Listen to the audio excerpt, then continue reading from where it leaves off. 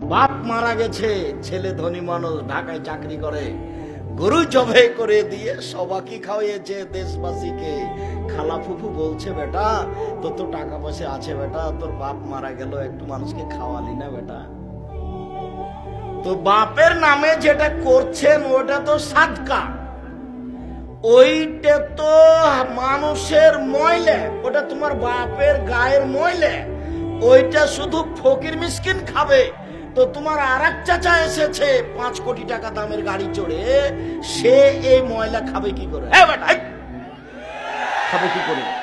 তুমি বেটা master degree pass মূর্খ হয়ে গেছো, তার জন্য ধর্ম মূর্খ হয়ে গেছে বেটা।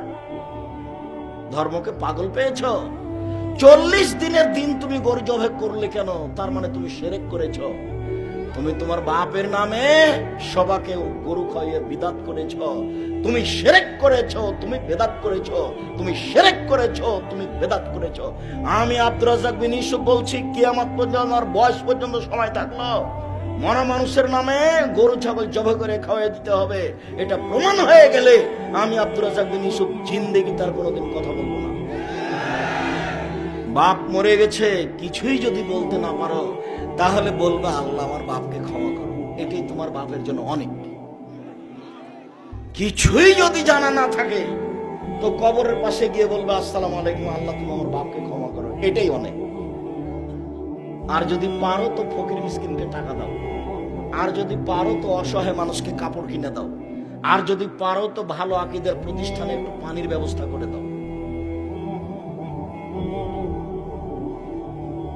দুইটা পথ, একটা মুখে দোয়া, একটা হলো অর্থের দান। অর্থের দান যেন গরু জবাই করে দিয়ে সবাইকে খাওয়া দিতে হবে, ওটা তো সাদকা।